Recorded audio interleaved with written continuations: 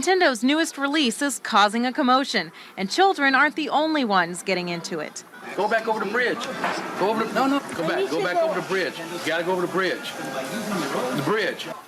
Most stores started selling the system today, and they've already sold out. Toys R Us had the largest shipment available to the public, and before noon, they were sold out. This is going to be the system for the year, and it's obviously...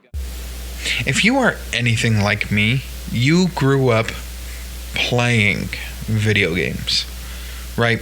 It's kind of just been the norm of the nowadays. You know, you've got the Nintendo Switch, the PlayStation 5, the Xbox, whatever number or letter they're on.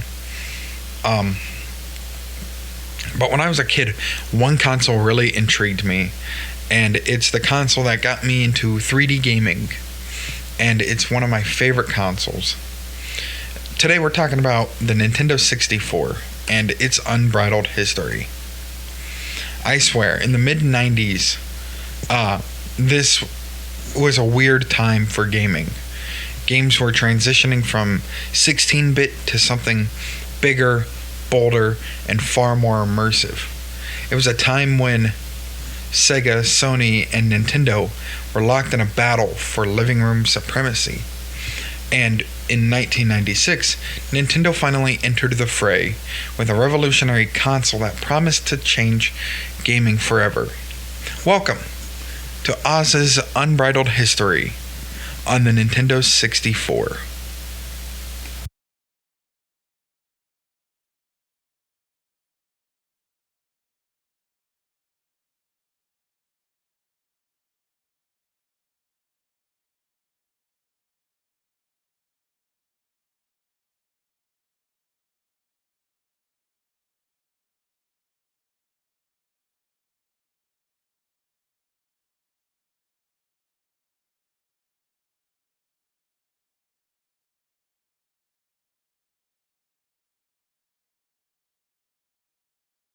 Our emulations are back, and I got to tell you, it's been stunning. The visual quality and the speed and interactivity of the gameplay have been amazing. I can't wait for you as the world game players to be able to get your hands on this. Is the start of the Nintendo 64 beginning in 1993. I think that was early 90s test footage of the Nintendo Ultra 64, as they called it at the time, also under the code name Project Reality, where Nintendo had just come off this massive success of the Super Nintendo Entertainment System and was looking to outpace competitors like Sega and Sony's up-and-coming PlayStation. To achieve this, they had partnered with Silicon Graphics, who spoke in the little news snippet I shared. They are a company renowned for their cutting-edge 3D graphics technology, but Nintendo's ambitious goal? To bring arcade-quality visuals into the homes of everyone. Now, here's where things get interesting. Nintendo wasn't just chasing power. They wanted to revolutionize how games felt to play. So that's where the now iconic trident-shaped controller with its innovative analog and Z trigger came into play. This design would set the standard for 3D gaming controllers for decades. Here we go! So while Nintendo's promise of Project Reality was an exciting promise, the road to its release was anything but smooth. When the N64 was released, or planned to be released, it was initially planned for 1995. However, its launch faced multiple delays, mostly due to the rise of things like CDs and Nintendo's decision to stick with cartridges, thus limiting the hardware that goes on it. The average CD at the time could hold about 755 megabytes, where, like it gets its name, the Nintendo 64 cartridge could hold 64 megabytes. So, meaning many of the developers, like Square Enix, for example, had to go to things like Sony with their new PlayStation for their release, Final Fantasy VII. The Nintendo 64 finally launched in Japan on June 23, 1996, and in North America about September 23, 1996. And when the N64 debuted, it debuted with two games, Super Mario 64 and Pilot Wings 64. But let's be honest, Nintendo only needed the one, Super Mario 64. However, it wasn't just a launch title, it was a revelation. And for the first time, players could explore a fully 3D world with precise controls and dynamic camera angles. The game sold over 11 million copies and is still considered to be one of the greatest video games of all time. Nintendo's marketing slogan for the N64 was "Change the System." It reflected their confidence in their new platform.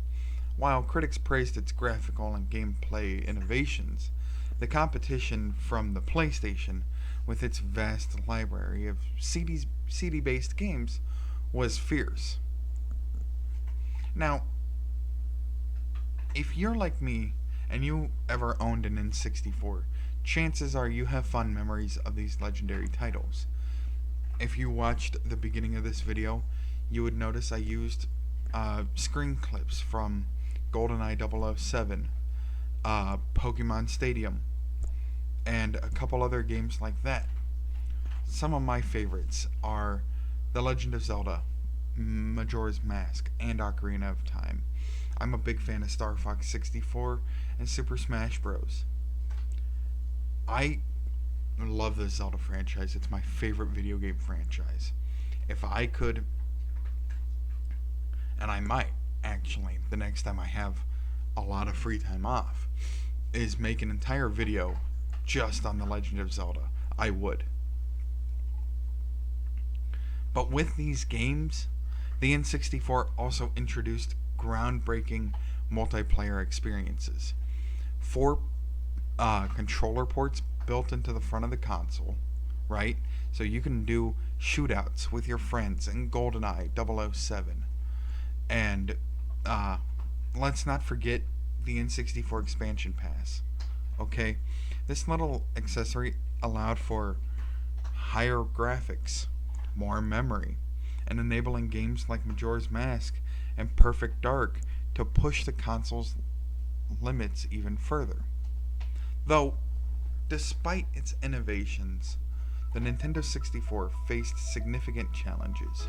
The cartridge format alienated many third-party developers, and its game library was much smaller than that of its rivals.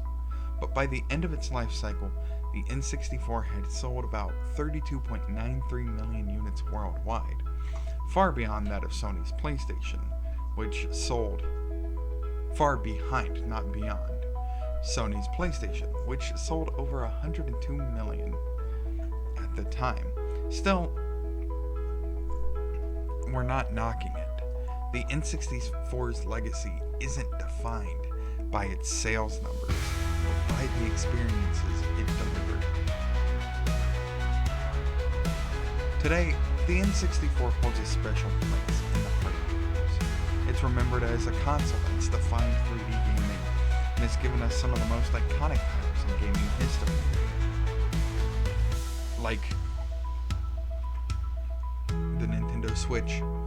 If you have Nintendo Switch Online, you will see the expansion for the N64. You can play N64 games on the Switch now, thanks to emulation, Virtual Console, and like I mentioned, Nintendo Switch Online. A new generation of players can finally experience the magic of the N64.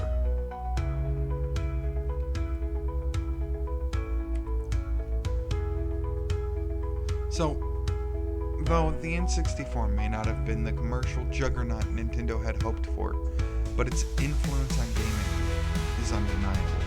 From pioneering 3D gameplay to setting the standard for our multiplayer fun, it's a console that changed the system just as Nintendo promised. I want you to close your eyes for a moment and picture a weekend afternoon your N64 humming faintly in the background, your friends crowded on the couch, controllers in your hand, and laughter fills the room. Or maybe it's a late at night, it's a weeknight, you've got your pizza rolls and your Mountain Dew, and you're finally beating that temple that you got stuck in the Ocarina of Time. Water Temple, I'm looking at you. I hated that temple with a passion. But those moments, they weren't just about playing games. They were about making the memories and cherishing them. That's what I think is the magic of the N64. That it wasn't just a console. It was a portal to friendships, adventures, and a nostalgia that lives on to this day. So, what are your favorite N64 memories? Let me know in the comments below. Don't forget to like, subscribe, and hit that notification bell for more deep dives into gaming history, because I want to try to make this a series, Oz's Unbridled History of, kind of series. So until next time, keep gaming, keep reading comics, and keep those memories alive. I'll see you in the next video. And speaking of the next video, the next Oz Talks comics will come out hopefully by the end of this week. I can't make any promises, but it'll be there. So, yes, Oz out. I'll see you in the next video.